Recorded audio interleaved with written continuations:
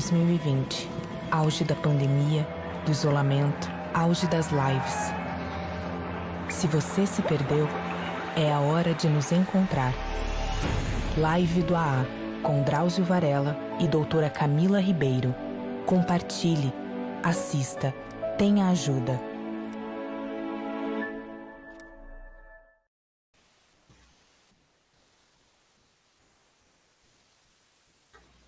Olá, sejam bem-vindos à primeira live de Alcoólicos Anônimos do Brasil.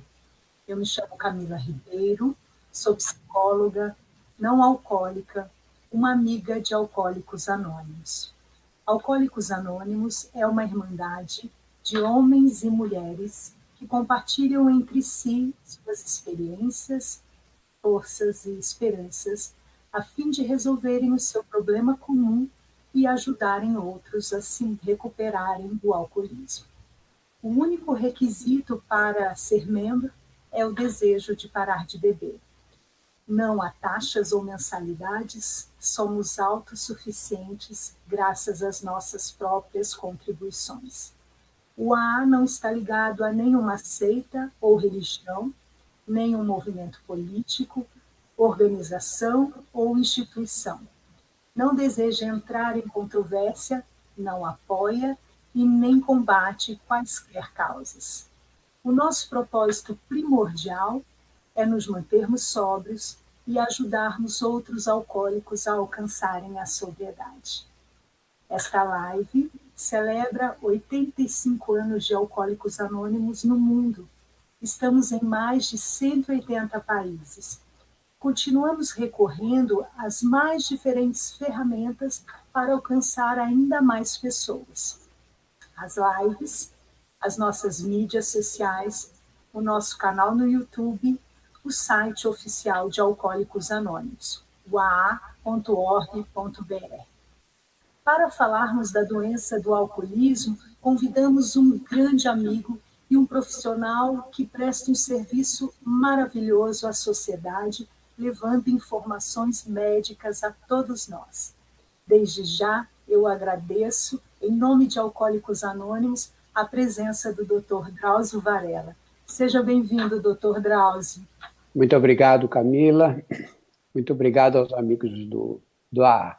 Eu conheci o AA, eu ouvia falar de nome, eu conheci pessoas, várias pessoas que se recuperaram, que pararam de beber completamente, frequentando as reuniões do AA.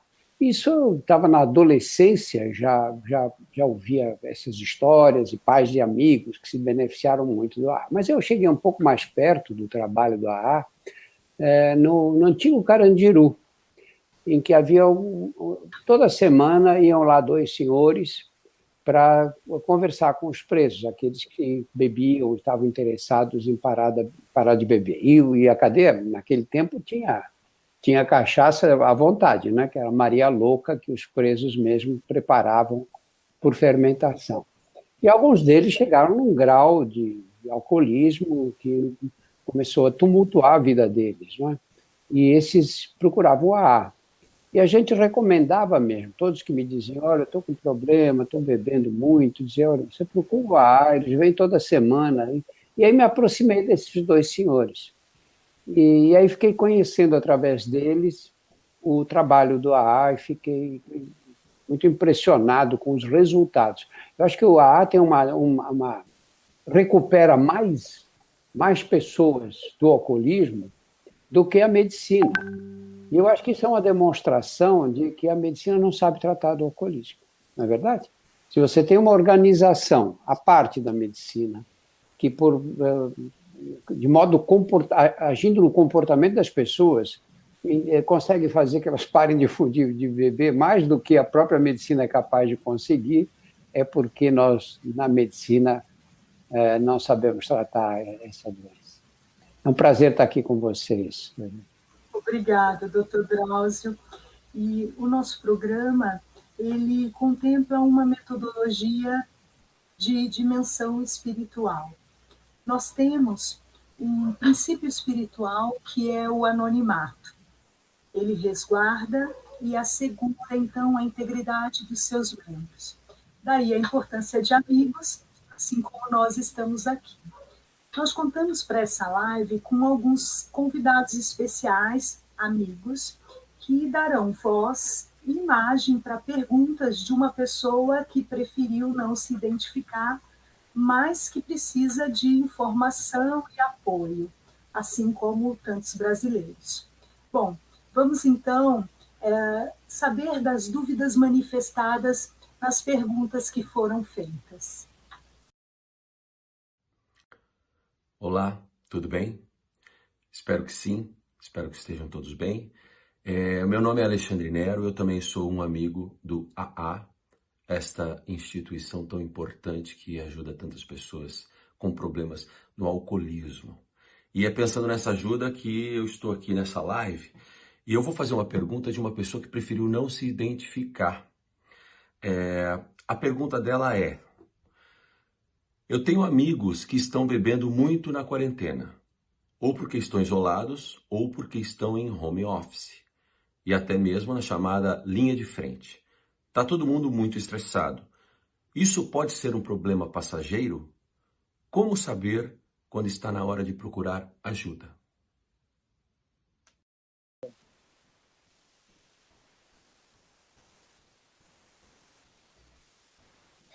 Olha, a quarentena é um momento muito difícil, né? Porque a gente, quando está trabalhando, correndo de um lado para o outro, tem menos oportunidade de beber na maioria das profissões. Algumas são proibitivas, como a minha, por exemplo. O médico beber no meio do dia, ou um motorista de táxi, ou tantas outras pessoas que estão ali na confusão do dia a dia, não tem nem oportunidade. Agora, a quarentena fica em casa. Aqueles que não estão saindo para trabalhar, que não estão em funções essenciais, ficam em casa. Tem almoço, jantar, tem aquela hora que dá vontade de beber alguma coisa, de tomar um aperitivo, ou está um pouco tenso, a situação não está fácil. Razões para tensão não faltam hoje, né? O medo do vírus, a preocupação financeira, a preocupação com possibilidade de perder o emprego. E o álcool nessa hora cai, que é uma beleza, né? Porque você bebe e fica relaxado, começa a achar que a vida é mais cor-de-rosa do que realmente é. É uma tentação muito forte. Como é que eu sei se eu estou bebendo muito? Primeiro, se isso começa a me atrapalhar, se eu começo a sentir que eu começo a ficar de ressaca, que eu exagerei na bebida naquele dia, que eu passei do ponto, e especialmente se eu perceber que estou perdendo o controle. Se eu acordo de manhã e falo, hoje não vou beber nada, e acabo bebendo o dobro do que eu bebi no dia anterior. Quer dizer, se você começa a sentir que perde o controle, esse é um sinal de alerta muito importante. E nessa hora é hora de pedir ajuda. O problema fundamental do alcoolismo e de outras drogas também é que a pessoa acha que tem o controle. Não, eu não preciso, estou exagerando um pouco agora, daqui a pouco acaba a quarentena e eu volto ao que era antes. Pode ser que sim, mas pode ser que não também, né? E a gente tem que estar atento para esses detalhes. Ótimo, doutor Drauzio. Nós, em Alcoólicos Anônimos, não fazemos um diagnóstico, mas nós temos 12 perguntas que são perguntas que sugerem comportamentos do dia a dia e que nos ajudam a identificar se estamos perdendo o controle e temos problemas com álcool. Essas 12 perguntas também podem ser encontradas no site de Alcoólicos Anônimos. A próxima pergunta vai falar um pouco sobre a doença. Vamos para a próxima pergunta.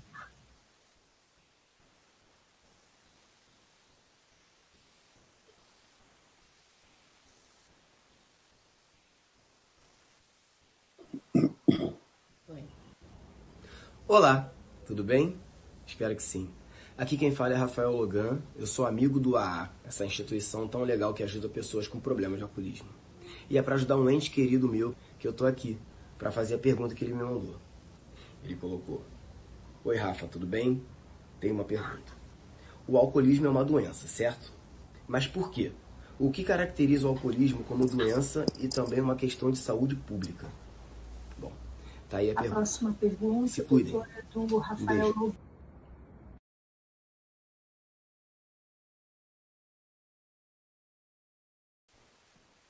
Rafael. Peraí, Olha, doutor Danato. Rafael, olha, depende um pouco de como você define o alcoolismo, né?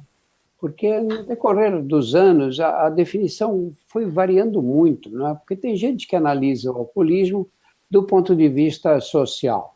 Então, você tem que ser classificado como tendo alcoolismo se você cria problemas sociais, se você vai à festa e dá vexame, se você cria problema para os outros, se você se atrapalha no seu dia a dia, na sua profissão.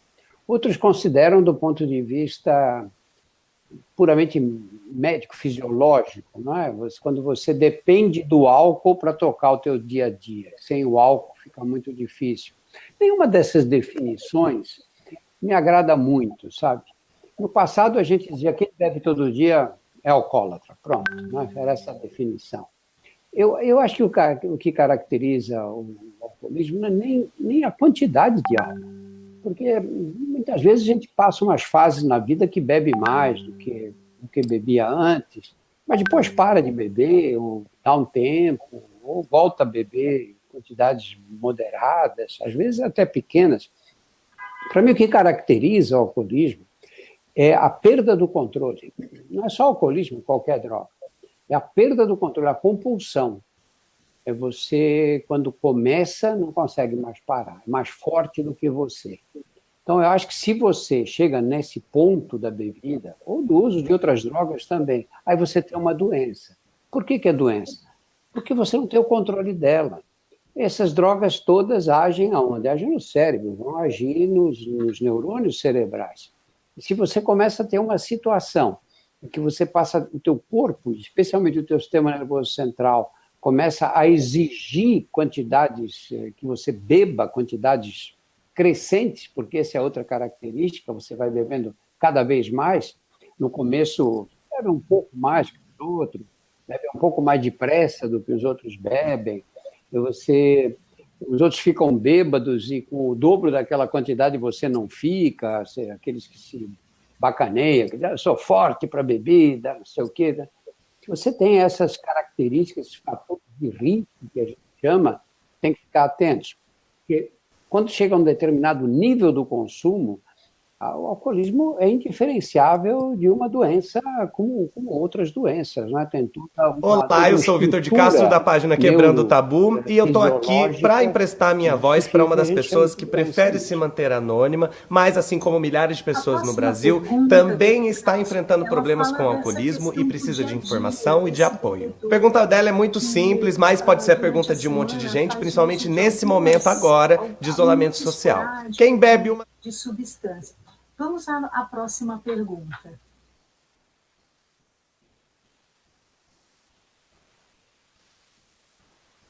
É o Vitor de Castro, né?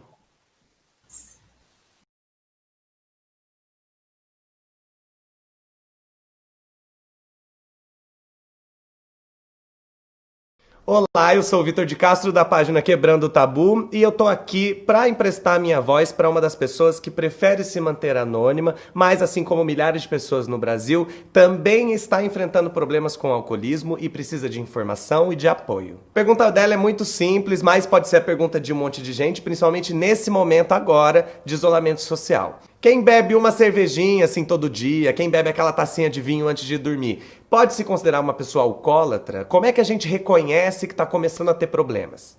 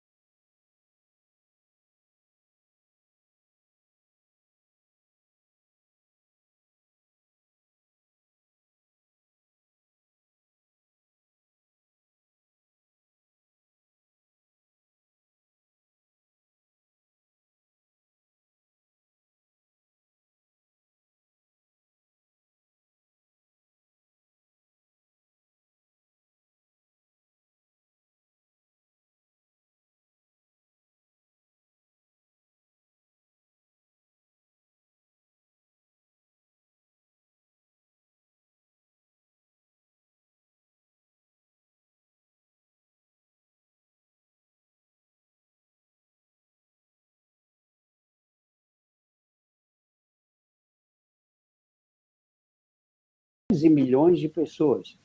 Mas você tem um subgrupo desses que vai começar a beber e não vai conseguir parar. Então, aquele homem que está caído na porta da padaria de manhã, nunca imaginou que isso fosse acontecer com ele. Mas aconteceu. Porque a gente não tem controle das condições que nos levam à dependência química. Porque entram fenômenos genéticos, hereditários, entram fenômenos comportamentais, sociais. É uma complexidade de fatores que agem e que nos levam a esse tipo de situação. A maioria das pessoas consegue beber desse jeito que você citou. Uma cervejinha de vez em quando, às vezes até diariamente, um copo de vinho nas refeições, e ficam nisso, conseguem ter esse controle. Eu acho que esses podem beber, porque nessas quantidades o álcool não vai causar problema maior. Agora, aqueles que começam a aumentar essa quantidade, um dia começam um copo de vinho no jantar, quando vem estão tomando 2, 3, aí depois começa a beber depois do jantar, quando viu foi uma garrafa de vinho, isso é um uso nocivo do álcool. Né? Ótimo. A próxima pergunta, ela também traz esse retrato desse momento da quarentena, onde as pessoas têm aumentado o consumo, onde os familiares conseguem identificar. Vamos para a próxima pergunta. E aí, minha gente? Espero que vocês estejam bem. Eu vim aqui fazer a pergunta de uma pessoa que preferiu se manter anônima, mas que precisa de ajuda e informação, assim como tantos outros que estão começando a ter problema com álcool agora, né? Especialmente na pandemia. Bom, a pergunta é: alguns amigos meus começaram a beber mais depois que começou o isolamento social. Ou pelo menos beber quase todo dia para passar angústia e suportar essa fase. Na opinião de vocês, ficou mais fácil para a família reconhecer quem está com problemas, agora que está tendo mais contato com quem está passando por isso? Bom, quem vai responder essas perguntas é o Dr. Drauzio Varela e a doutora Camila na live do AA. Isso mesmo, uma live dos Alcoólicos Anônimos para tirar dúvidas, dar informações e o principal, ajudar ainda mais pessoas durante essa fase complicada. Se você conhece alguém que esteja tendo esse tipo de problema, é só indicar ou assistir também, caso você não saiba o que fazer. O AA, como sempre, vai estar lá para ajudar. Um beijão, fiquem bem.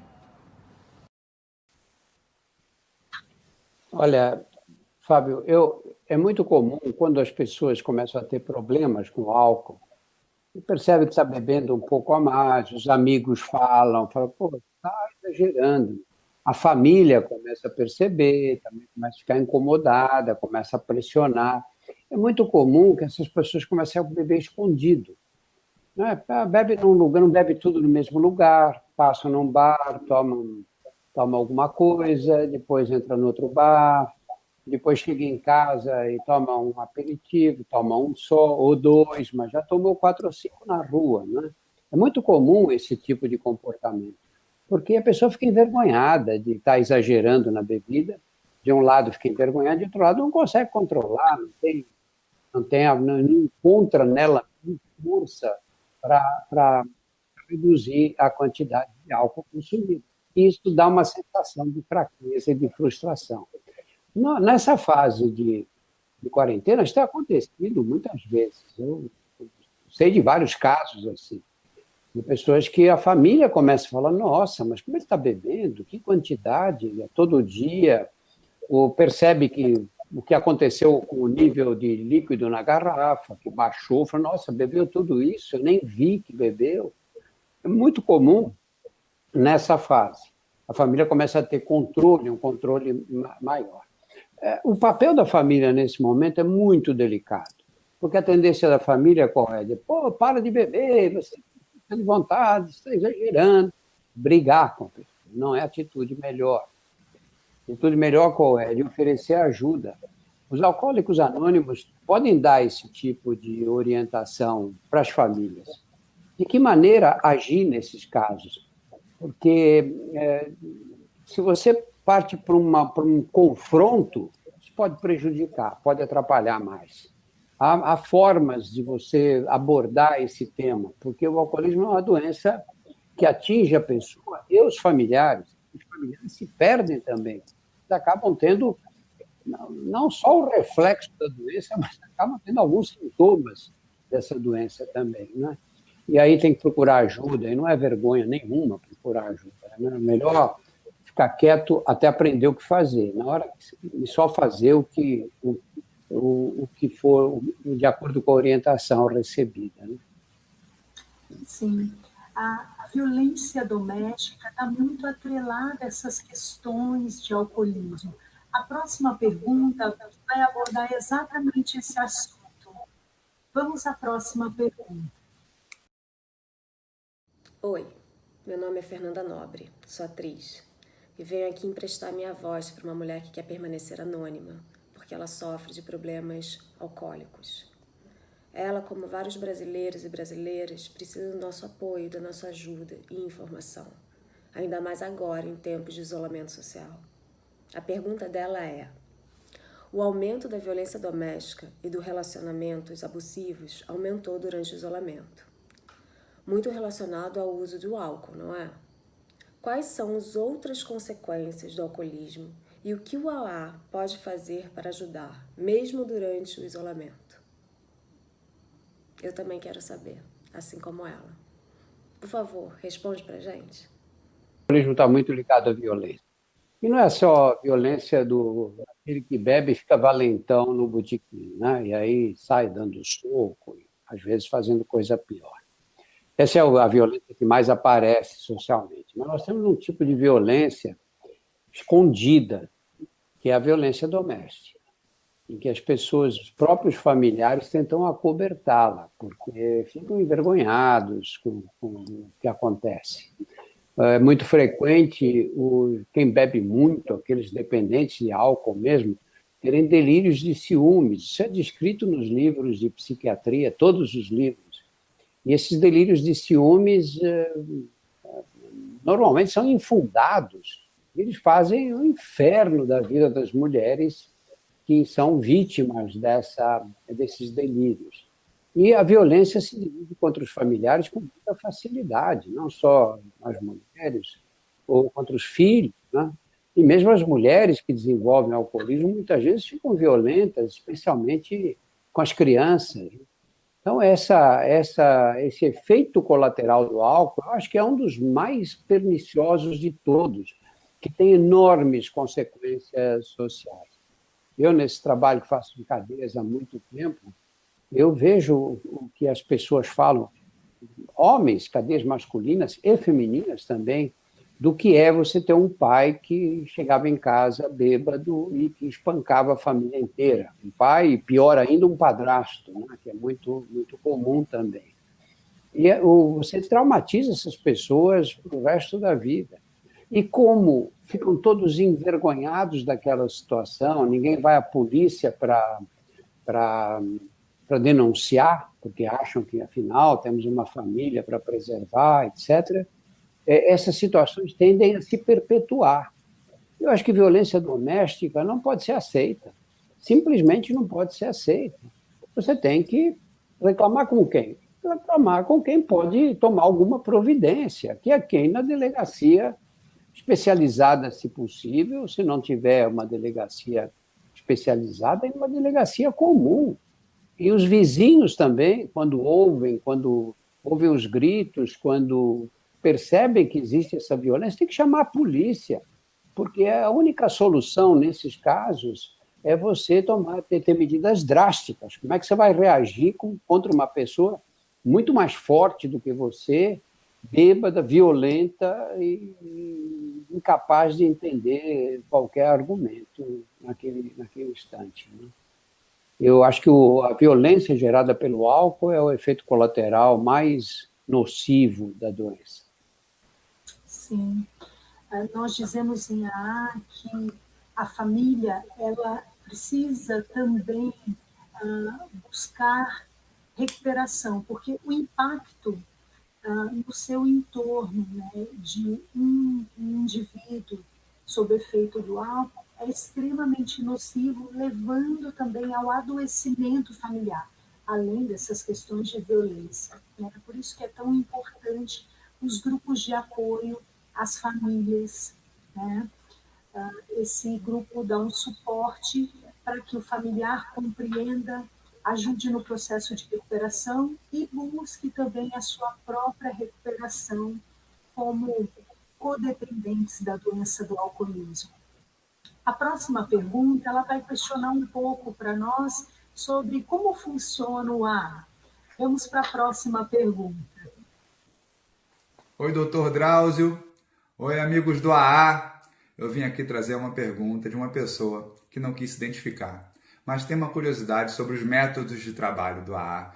Como é feito esse trabalho que é tão importante? Como funciona? E o que o AA ganha com isso para manter esse trabalho acontecendo?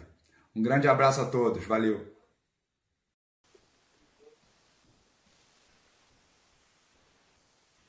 Bom, o Alcoólicos Anônimos é um programa de 12 passos que são praticados através do compartilhamento de experiências, forças e esperanças que acontecem nas salas de recuperação de Alcoólicos Anônimos. Então, os membros da Irmandade se reúnem semanalmente, diariamente, sempre que acharem necessário, nesses espaços de compartilhamento, que são as salas de reuniões.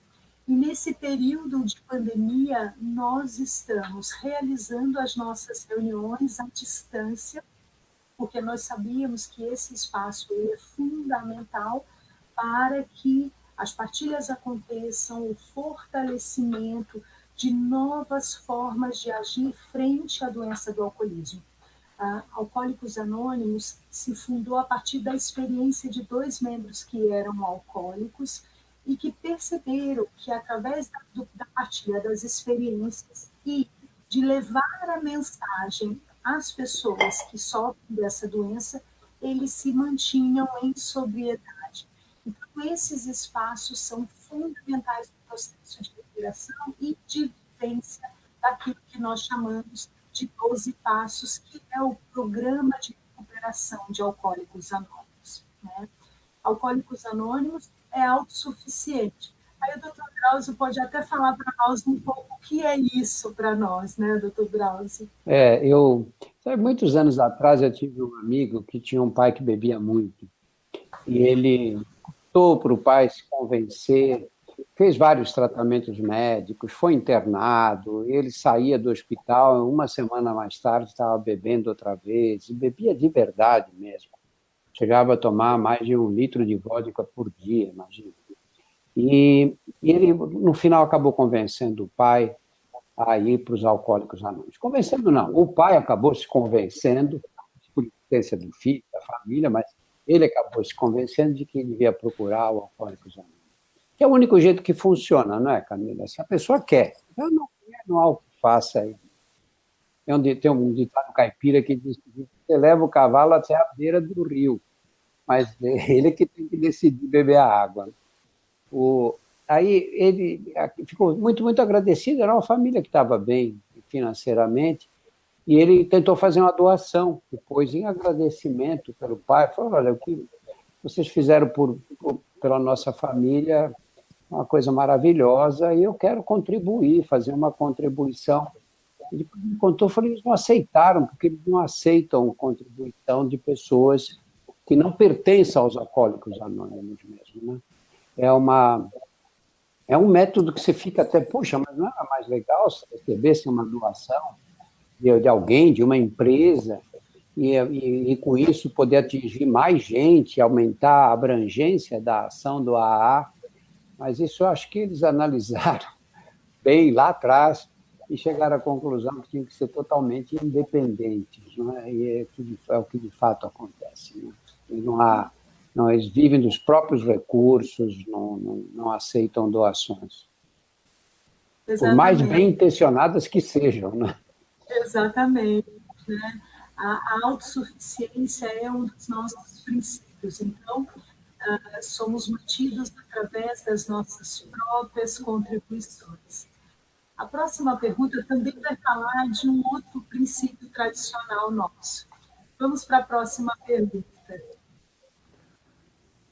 Olá a todos, espero que estejam bem. Meu nome é Dr. Luiz Santônio, sou vice-presidente de Alcoólicos Anônimos do Brasil. E hoje estou aqui também para compartilhar uma dúvida, né, de uma pessoa que prefere resguardar o seu anonimato. Sabendo que estamos vivendo nesse isolamento social e algumas pessoas têm vários problemas com álcool, né, especialmente, né, durante esse período totalmente diferente, atípico de tudo que nós já vimos. Então vamos lá, a pergunta é esta. Sugeri Alcoólicos Anônimos para uma amiga, né? E ela diz que não é chegada à religião. Também fiz uma pergunta para um colega de trabalho. E ele diz que não, eu já tenho religião, não preciso. Afinal, Alcoólicos Anônimos é uma religião? Eu já sei essa resposta, mas gostaria de saber, especialmente dos nossos amigos de Alcoólicos Anônimos, Dr. Drauzio Varela e a doutora Camila.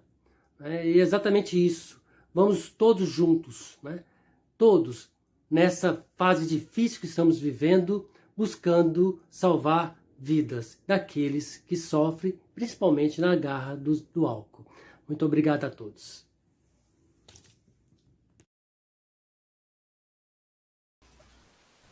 Essa questão sobre religião para nós é muito importante, porque Alcoólicos Anônimos não é ligada a nenhuma seita ou religião. Também não nos afiliamos a nenhum movimento político. O que isso quer dizer? Qualquer pessoa pode fazer parte da Irmandade de Alcoólicos Anônimos. É claro que nos fundamentamos em princípios espirituais, mas são princípios que asseguram uma dimensão do ser humano, né? Como um ser biológico, sociológico e psicológico, também uma dimensão espiritual, né? Mas, independente de religião, qualquer um pode ingressar numa sala de reunião de Alcoólicos Anônimos, fazer o seu depoimento. Isso é histórico, né? Os seus cofundadores, existem, né? Muitas pessoas que não dão importância e relevância a essa questão, né, religiosa e espiritual, mas os seus cofundadores perceberam neste âmbito, nessa dimensão, algo que ajudasse a controlar ainda mais a compulsão, o desejo de beber, e também ajudava na manutenção desse processo de recuperação, né? Qualquer um pode fazer parte da nossa Irmandade, independente de religião. A próxima pergunta também vai falar de uma questão importante para nós, a questão da mulher, do acesso da mulher às salas de reuniões de Alcoólicos Anônimos. Vamos para essa pergunta. Olá, bem, eu sou a Ana Lisboa e eu vim aqui hoje para fazer a pergunta de uma mulher que preferiu se manter anônima, mas que está precisando de ajuda, assim como tantas outras que começaram a ter problemas com o álcool, principalmente durante o isolamento. E a pergunta dela é: mulheres de todas as idades estão bebendo mais, não é verdade? E quando falamos de mulheres, a barra é sempre mais pesada, o preconceito é maior. O AA tem percebido um número maior de mulheres nas suas sessões? Olha, eu não tenho dúvida de que as mulheres estão bebendo mais. Eu acho que isso não se discute, né? Eu lembro quando eu era jovenzinho, eu saía com a namorada, a gente tomava um chopp, a namorada tomava suco de laranja. Não, as mulheres bebiam muito menos do que bebem hoje.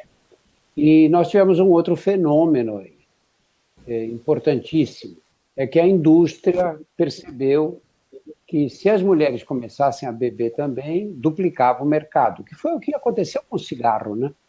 Aí, pelos anos 50, 60, eles pegaram carona na liberação, imagina, a liberação que havia em 60, era ridícula, né? Mas essa ideia da liberação feminina, pegaram carona e começaram a fazer os chamados cigarros de baixo teor, especialmente para as mulheres e tudo, e criaram uma legião de fumantes do sexo feminino, que praticamente duplicou o mercado de cigarro. A indústria do álcool não tem feito diferente, não. É mais ou menos a mesma coisa. Tem promovido álcool para as meninas, para para as moças, porque quando as moças começaram a tomar cerveja, o consumo aumentou muito, evidentemente, né? E tem um outro problema. Do ponto de vista fisiológico, a mulher metaboliza o álcool com mais dificuldade do que o homem. Existe um cálculo grosseiro que as pessoas fazem, dizendo que uma dose de álcool no homem equivale a 2 doses na mulher. O que queria dizer que se você sai com a sua namorada ou com a sua esposa e toma 3 chopes cada um, você tomou 3 e ela tomou o equivalente a 6, por causa desse metabolismo. Essas aproximações são grosseiras, lógico, porque pode ser que ela tenha uma forma muito eficiente de metabolizar o álcool e você não. Então, isso acontece uma desproporção. Mas, de qualquer modo, essa dificuldade maior de metabolismo existe nas mulheres. E as mulheres não têm consciência disso. Elas saem com o homem e bebem tanto quanto ele. Na verdade, o álcool tem um efeito mais profundo nas mulheres. Eu não acho que o alcoolismo feminino hoje é um problema muito sério. Nós, em AA, Dr. Drauzio, temos percebido um número de mulheres que têm procurado as nossas salas de reuniões, feito pedidos de ajuda. Esse número tem quase triplicado. Chamou a atenção da Irmandade de Alcoólicos Anônimos. Podemos pensar, ou essas mulheres estão, sim, bebendo mais, estão reconhecendo, né, esses espaços de compartilhamento, as reuniões à distância e vendo a acessibilidade e a viabilidade de participar dessas reuniões, né? Então, a gente tem observado de forma concreta o número de procura, o número de pedidos de ajuda quase triplicando de mulheres. Esse é um número importante. Eu acredito que esse nosso trabalho que estamos fazendo aqui de divulgar as salas de reuniões também pode garantir e assegurar o acesso a ainda mais pessoas, mas principalmente essas mulheres que estão sofrendo os impactos sociais dessa mudança cultural, né, e bebendo muito mais, né? Eu acho importante isso. A próxima pergunta ela vai falar um pouco dessa condição fisiológica, da questão da hereditariedade. Vamos para a próxima pergunta. Olá, pessoal. Hoje eu vim falar sobre um assunto que merece toda a atenção: o aumento do consumo de bebidas alcoólicas. Como está mais difícil se segurar, não ter recaída, especialmente durante o isolamento. Hoje, eu estou emprestando a minha voz para uma pessoa que preferiu manter seu anonimato, mas como tantos brasileiros e brasileiras, precisa de ajuda. A pergunta é: a gente sabe que o alcoolismo afeta uma família inteira, mesmo que apenas um integrante tenha problemas com a bebida. Mas gostaria de saber, assim como outras doenças, o alcoolismo pode ser hereditário? Pode passar de pais e mães para os seus filhos? A resposta dessa pergunta tão importante vai estar na live do AA com o Dr. Drauzio Varela e doutora Camila. Sim, na época das lives, o AA criou uma com várias participações especiais e um objetivo em comum: ajudar quem precisa. E eu estou aqui para pedir que você acompanhe e convide a todos para assistir essa live. Vamos espalhar essa informação e amor, que nunca é demais. Que Deus os abençoe.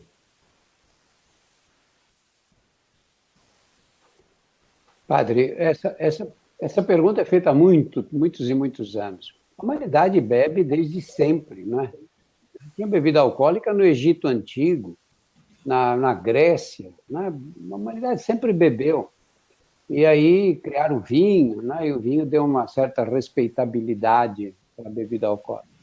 Mas você encontra em certas famílias um aumento do número de casos de alcoolismo.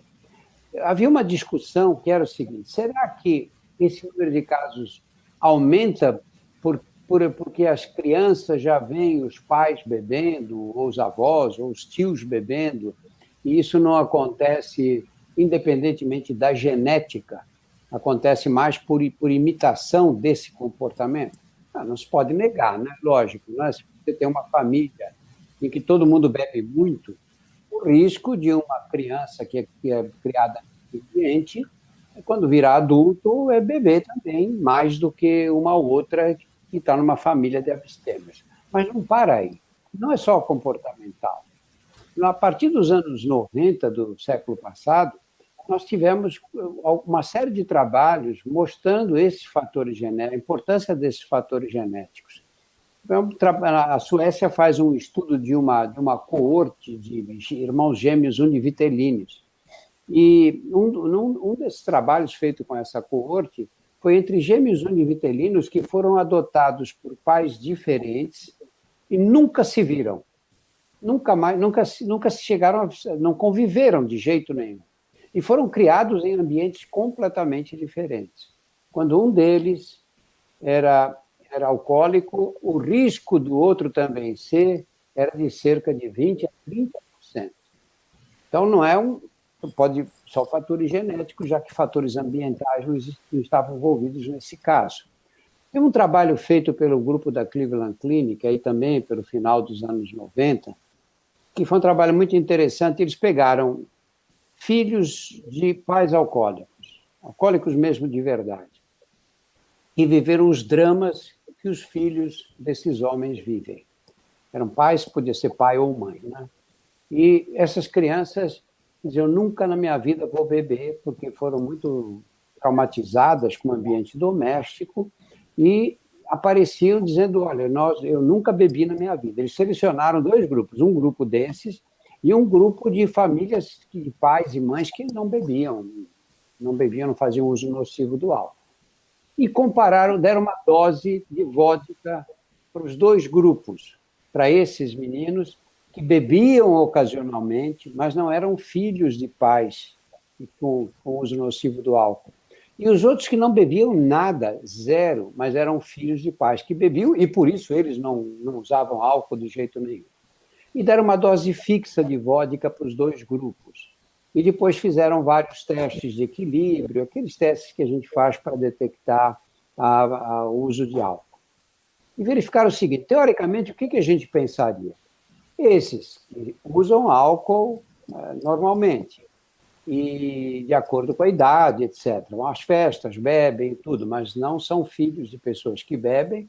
Comparados com os outros que não bebem nada, quem devia ficar mais bêbado? Esses que não bebem nada, não é? E, na verdade, estes são mais resistentes ao uso do álcool do que aqueles. O que mostra que existe uma genética mesmo envolvida no metabolismo do álcool. E tem que existir essa genética, né? Seria muito estranho se ela não existisse. O que quer dizer? Que não é a genética que faz você beber ou deixar de beber, mas a genética é um fator que tem que ser considerado. Então, se você tem na sua família um tio que teve problemas graves com o álcool, pai ou mãe, um avô, fica esperto. E se você é daqueles que tem uma resistência grande ao álcool, que pode beber, que não fica bêbado, presta atenção, porque o outro que toma 2 cervejas, se abraça, chora, né? Que o bêbado fica romântico, né? Fica sentimental, né? E no dia seguinte ele vomita, passa mal, não vai acontecer nada com ele. Assim, dificilmente vai se tornar, vai exagerar no álcool. Mas os que aguentam bem, esses que têm força, que bebem, ficam bem, não acontece nada com eles, os que bebem mais depressa que os outros, isso acontece, você está numa rodinha, 10 pessoas. As pessoas estão começando a beber, já tem um acabando, já está pedindo o segundo, quando as pessoas mal tocaram no primeiro. Quer dizer, essa coisa de beber rapidamente, mais depressa do que os outros, de beber qualquer coisa, não pelo gosto, mas para sentir o efeito do álcool, são fatores geneticamente condicionados. É aquele amigo que vai na sua casa e diz, você quer tomar o quê? Qualquer coisa.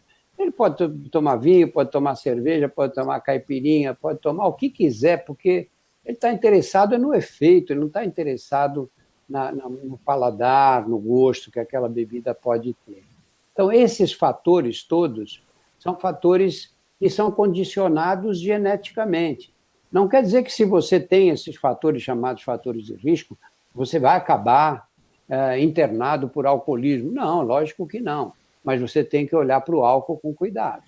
É bom, eu gosto, mas se eu exagerar e começar a usar frequentemente, vai me fazer mal e eu posso perder o controle. Exato. E aí sim a dependência, né? O uso abusivo, a dependência, e aí a instalação da doença do alcoolismo, não é, doutor? A próxima pergunta... Deixa eu só acrescentar uma coisinha só aqui. O que... droga é uma coisa grave, é coisa séria. Viu? Quando você fica dependente daquela droga, você não pode brincar com ela. Olha, eu fui fumante quando eu era menino, nem tão menino. Eu comecei a fumar com 17 anos e fumei até os 36 anos. Foram quase 20 anos fumando.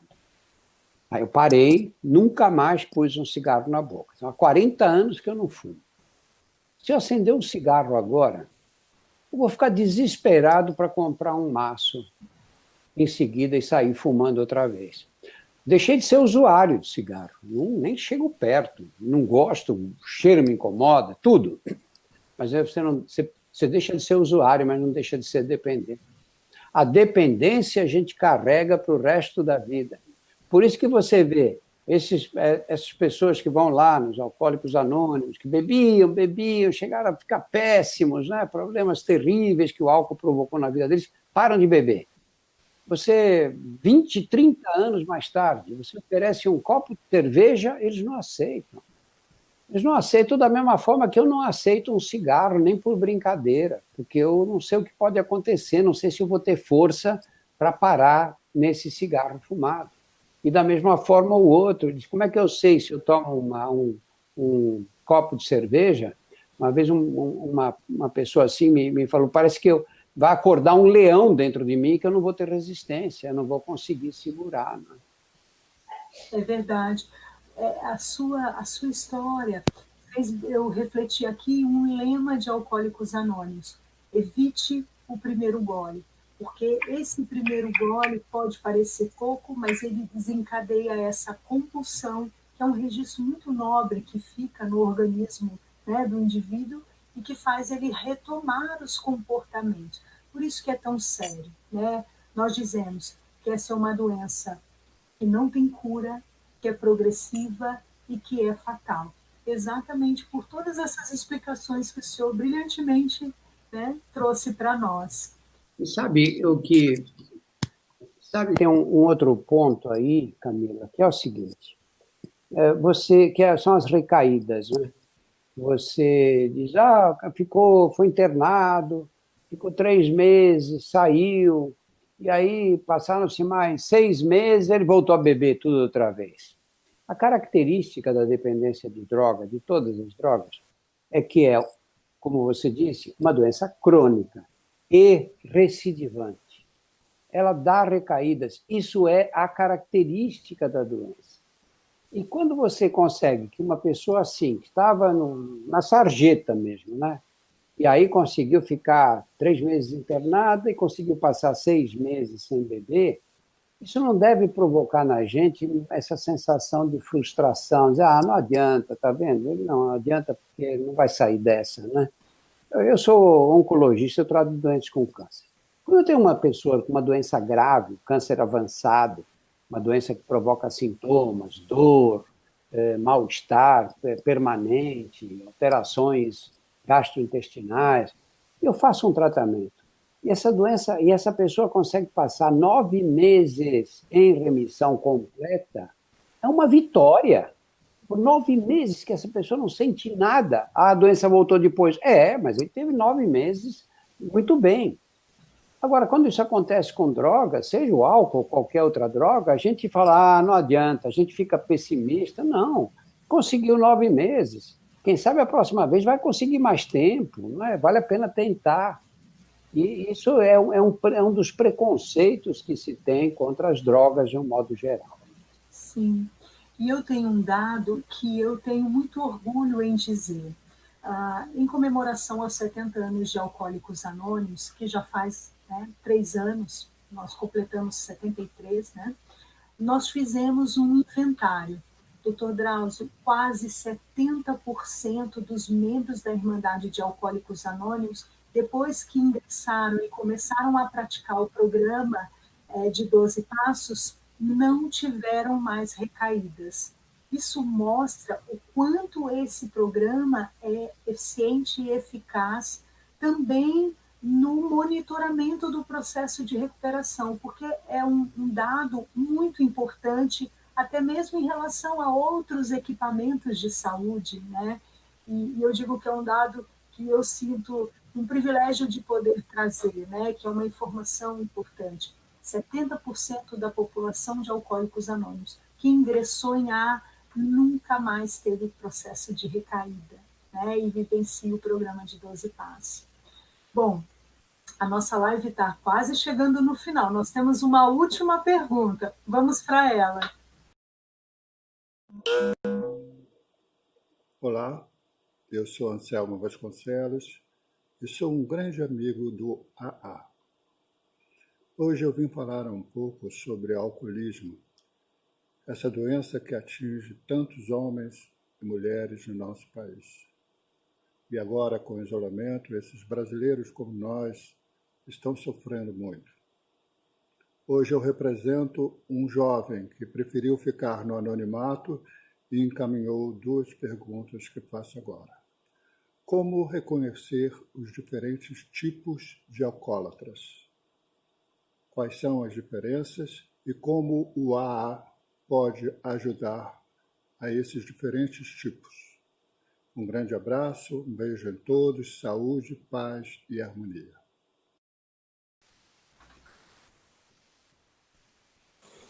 Olha, Anselmo, o alcoolismo, na verdade, é uma doença crônica, é uma doença só. Só que, como toda doença crônica, ela tem diferentes manifestações naqueles que sofrem da doença. Você tem pessoas com diabetes, por exemplo. Uma tem complicações renais, a outra tem complicações oculares, perdem a visão, a outra tem alterações cardiovasculares. E assim, em relação a todas as doenças crônicas, as manifestações são diferentes. Você tem aquele tipo de dependente que precisa beber todo dia em grande quantidade, vai aumentando a quantidade, porque toda droga psicoativa, seja o álcool, seja a nicotina, cocaína, qualquer droga psicoativa, age como? Age no sistema nervoso central e provoca um fenômeno que nós, em medicina, chamamos de tolerância. Ela vai ficando tolerante. É por isso que o menino de 13 anos toma uma latinha de cerveja escondida dos pais e fica bêbado com uma latinha. Quando chega aos 40 anos, ele toma um engradado e não sente nada, não é? O organismo vai exigindo doses maiores para tentar obter aquele efeito anterior. E não consegue, porque você vai aumentando a dose e nunca mais você vai ter aquele efeito do início. Você vê que o pessoal que fuma maconha fala assim, né? O maconheiro velho, ele diz, essa maconha de hoje não presta. Todos eles se queixam da qualidade atual da maconha, porque ele está querendo ter aquele efeito que ele tinha na adolescência quando fumou pela primeira vez. E com álcool a mesma coisa. Então você tem esse tipo de dependência, você tem aquele que fica sem beber, consegue ficar dias, às vezes até semanas, mas o problema é que quando ele começa, aí não consegue parar. Aí bebe aquele dia tudo que pode, emenda o dia seguinte, o outro dia ele entra em crise. Aí para de novo. Aí segura alguns dias, mas quando volta, perde o pé outra vez. Eu acho que entre esses e os outros que têm que beber todos os dias obrigatoriamente, eu acho que existe toda uma variedade de comportamentos. Mas o problema é o mesmo, que é qual? A dependência do álcool, que leva a essa compulsão. Nós conhecemos mal os mecanismos de compulsão. Uma coisa que nós sabemos é que quanto mais curto é o intervalo de tempo entre o uso da droga e a obtenção do efeito, mais ela vicia. Mais vicia. Por que que isso não vale só para droga, não, vale para outros comportamentos compulsivos. Por exemplo, você conhece alguém viciado em loteria federal? Não existe, né? Por quê? Porque eu vou lá hoje, é quarta-feira, compro o bilhete da loteria, vai correr no sábado. Então, 4 dias aí até eu ter a recompensa de ganhar na Loteria Federal. Ou de perder, que em geral a gente perde nessas coisas. Né? Agora, por que caça-níquel vicia? Porque no caça-níquel você põe a moedinha, puxa a alavanca e vem aquele monte, a recompensa é imediata. E aí te dá uma sensação de prazer muito grande. É esse prazer, a repetição desse prazer que te leva à compulsão. Você pega pessoas que têm a compulsão de compras, a maioria mulheres. Por que não tem essa compulsão de comprar pela internet? Ou tem um nível muito mais discreto? Porque eu encomendo hoje, vai levar 3, 4 dias para chegar. Na loja, não. Na loja eu vou, compro e saio com a roupa na mão. Quer dizer, nós temos quanto mais rápida a recompensa, mais a droga vicia, mais a droga causa dependência. Eu não gosto da palavra viciar. No caso do álcool, você estava infernizado, trabalhou, teve um dia duro, difícil, você pegou um trânsito horrível para voltar para casa, teu filho está dando problema na escola, você está com tudo contra você. Aí você chega em casa, você toma um uísque, você sai do inferno para o paraíso imediatamente, com 2, 3, deu o primeiro gole e já dá um relaxamento. Ou você toma uma caipirinha, uma bebida concentrada, você começa a ver o mundo com outros olhos. E a resposta é muito rápida. E quanto mais rápida ela é, mais você quer repetir aquele estímulo todo. Mais compulsão vai causar. Né? Sim. O que eu tenho observado em Alcoólicos Anônimos, doutor, a variedade de histórias, né? As experiências de membros de diversos lugares do Brasil e do mundo, que, ao contar e compartilhar suas histórias, permitem esse reconhecimento, porque às vezes é muito difícil perceber. Hoje o senhor deu uma aula, eu estou aqui aprendendo muito e já quero lhe agradecer por isso, por essa oportunidade maravilhosa. E faz a gente pensar nos comportamentos. Mas em Alcoólicos Anônimos, a gente vê que esse compartilhamento das histórias serve como uma alternativa de eu observar que aquela pessoa conseguiu superar aquele desafio, que é o distanciamento, né, da droga e do álcool, e ao mesmo tempo se manter sóbrio e retomar o seu papel social, a sua dignidade, o convívio familiar, o seu papel profissional. Então, o quanto esse compartilhamento das histórias permite não só o reconhecimento, mas eu também ver o como ir me fortalecendo dia a dia para recobrar a vida. Né? Por isso que nós dizemos que Alcoólicos Anônimos, há 85 anos no mundo, salva vidas da doença do alcoolismo, né? Permite um processo de recuperação. Doutor Drauzio, antes de ir encerrando, faça suas considerações finais para nós. Eu fazia muito prazer de participar dessa conversa, Camila, e tenho uma curiosidade. Vocês viram que todas essas perguntas que foram feitas pelas pessoas em nome de terceiros. Porque você... Imagina, se fosse uma discussão sobre diabetes, estariam as próprias pessoas ali dizendo, olha, eu tenho essa doença e eu tenho tal dúvida, ou o que eu devo comer, ou quanto de exercício eu devo fazer. Né? E, na verdade, o alcoolismo enfrenta um preconceito social absurdo. E, tudo bem, preconceitos sociais são milhares, mas esse preconceito social dificulta muito a recuperação das pessoas. As pessoas não têm coragem de confessar que problema existe. E qual é o primeiro passo que você tem que dar para ficar livre do álcool, da dependência do álcool, é reconhecer que ela existe. Porque se você fica se enganando, não, eu gosto de beber muito, mas tudo bem, hoje eu vou beber menos. Não, de vez em quando eu exagero. Você fica se enganando, mas você sente essa compulsão de beber sempre, de beber bastante quando começa, procura ajuda. Está com uma vergonha, procura ajuda. Você tem um problema, e esse problema você não está conseguindo resolver sozinho. E se não consegue resolver sozinho, tem que recorrer a quem pode te ajudar. Eventualmente pode ser um amigo, pode ser um familiar, pode ser até que dê certo dessa maneira. Mas se você procura um grupo que tem essa longa experiência e que envolve pessoas que têm exatamente o mesmo problema que você, portanto, são pessoas que não vão te criticar, não estão criticando elas mesmas, elas vão tentar dizer o que funcionou para elas. Quem sabe dá certo assim, né?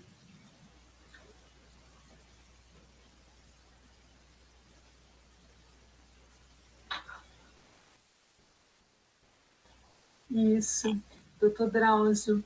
Eu estou muito feliz com essa oportunidade, com esse momento. Eu tenho certeza que hoje nós conseguimos levar informação a uma série de pessoas que precisavam dessa informação de saúde e desse serviço que Alcoólicos Anônimos presta à sociedade.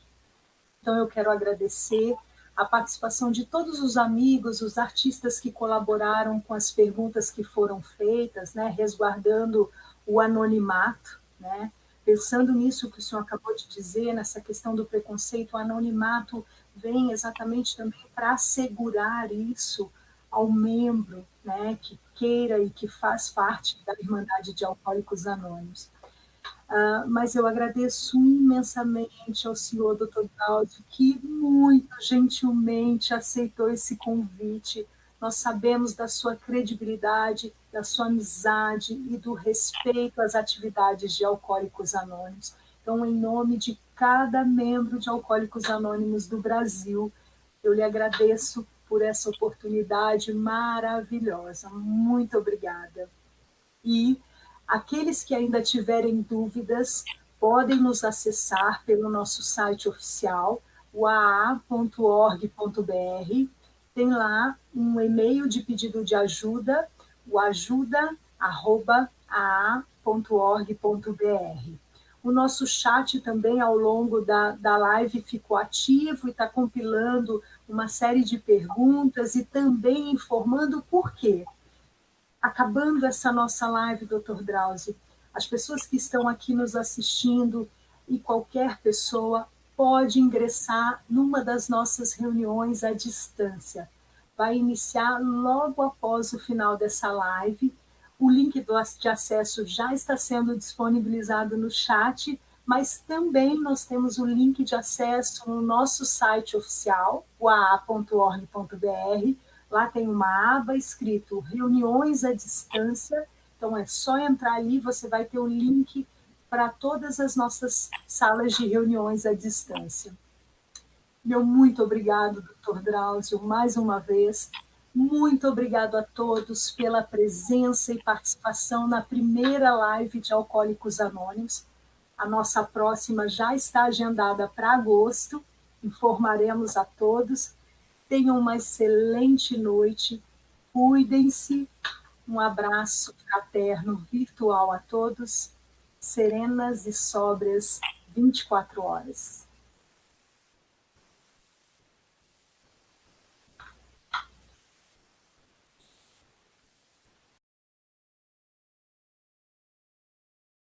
Brasil 2020, auge da pandemia, do isolamento, auge das lives. Se você se perdeu, é a hora de nos encontrar. Live do AA, com Drauzio Varela e doutora Camila Ribeiro. Compartilhe, assista, tenha ajuda.